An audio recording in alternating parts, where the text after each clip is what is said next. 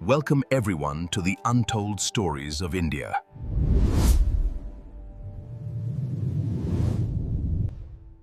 सदियों से इतिहास के अंधेरे में छुपी भारत की अनकही कहानियां। भारत में कई राज दफन हैं, पर कुछ कहानियां ऐसी हैं ना जो वक्त के साथ और भी ज्यादा जिंदा हो जाती हैं। तो आज हम चल रहे हैं भानगढ़ के उसी शापित किले की तरफ जिसकी खामोशी में भी हजारों कहानियां छिपी हैं। चलिए सीधे उस एक सवाल से शुरू करते हैं जो इस जगह को इतना ज्यादा रहस्यमयी बना देता है। आखिर ऐसी क्या वजह है कि सूरज ढलते ही इस किले में जाना मना है? और हाँ, ये कोई सुनी सुनाई बात नहीं है। बाकायदा भारत सरकार का पुरातत्व सर्वेक्षण विभाग मतलब आर्कियोलॉजिकल सर्वे ऑफ इंडिया खुद एक बोर्ड लगाकर ये चेतावनी देता है। सोचिए जरा, जब सरकार खुद कह रही हो कि सूर्यास्त के बाद अंदर जाना सख्त मना है, तो वजह कितनी कितनी गंभीर होगी। तो चलिए सबसे पहले ये देखते हैं कि आज इस किले को शापित क्यों कहा जाता है। आखिर क्या है वहां जो लोगों को डराता है? ये किला राजस्थान के अलवर जिले में है और इसे भारत की सबसे भूताह जगहों में से एक माना जाता है। दिन के उजाले में तो ये एक खूबसूरत ऐतिहासिक खंडर जैसा ही लगता है, पर कहते हैं कि जैसे जैसे शाम ढलती है यहाँ का पूरा माहौल ही बदल जाता है।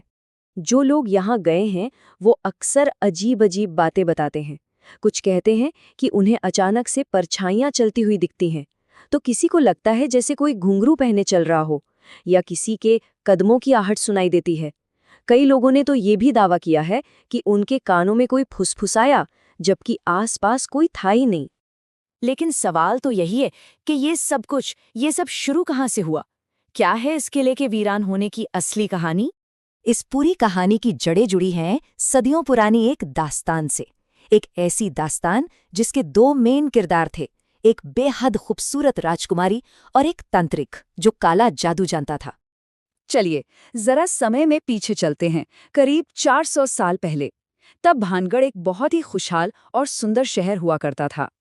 वहां की राजकुमारी थी रत्नावती, जिनकी खूबसूरती के चर्चे दूर दूर तक फैले हुए थे।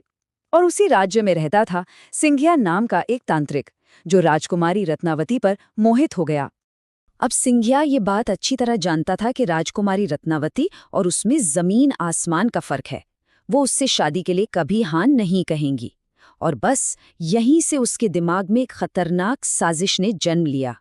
उसने राजकुमारी को पाने के लिए सीधा रास्ता नहीं, बल्कि काले जादू का एक ऐसा रास्ता चुना जो आगे चलकर जानलेवा साबित हुआ। तो हुआ ये कि एक दिन तांत्रिक ने बाजार में राजकुमारी की दासी को उनके लिए इत्र खरीदते देखा। उसने उस इत्र की शीशी पर काला जादू कर दिया। जादू ऐसा था कि जो भी इस इत्र को लगाता वो तांत्रिक की तरफ खींचा चला आता। लेकिन राजकुमारी को इस चाल की भनक लग गई। उन्होंने गुस्से में वो इत्र की शीशी पास की एक बड़ी चट्टान पर फेंक दी। शीशी टूटते ही सारा जादू उस पत्थर पर असर कर गया और वो पत्थर लुढ़कता हुआ सीधा तांत्रिक सिंघिया के ऊपर जा गिरा और उसकी वही मौत हो गई। लेकिन कहानी का सबसे भयानक मोड़ तो अब आने वाला था। वो था उस तांत्रिक का श्राप जिसने भानगढ़ की किस्मत हमेशा के लिए बदल दी। कहते हैं कि मरते मरते उसकी जुबान से जो आखिरी शब्द निकले वो एक श्राप थे। भानगढ़ जल्द ही बर्बाद हो जाएगा और यहाँ फिर कभी कोई बस नहीं पाएगा। और हैरानी की बात यह है कि इस श्राप के कुछ ही समय बाद भानगढ़ पर एक पड़ोसी राज्य ने हमला कर दिया। उस लड़ाई में पूरा का पूरा शहर तबाह हो गया, हजारों लोग मारे गए और जो जिंदा बचे उन्होंने इस जगह को हमेशा हमेशा के लिए छोड़ दिया। और बस यही सदियों पुरानी कहानी हमें आज के भानगढ़ के इस अनसुलझे रहस्य पर वापस ले आती है।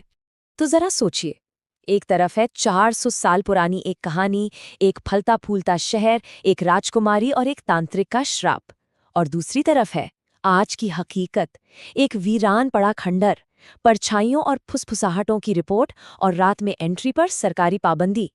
तो सवाल आज भी वहीं खड़ा है, क्या भानगढ़ में आज जो कुछ भी महसूस होता है, क्या वो वाकई उसी तांत्रिक के श्राप का नतीजा है, या फिर ये सब बस एक दिलचस्प कहानी है जो सदियों से इस वीरान किले को और भी ज्यादा रहस्यमयी बनाने के लिए सुनाई जाती रही है?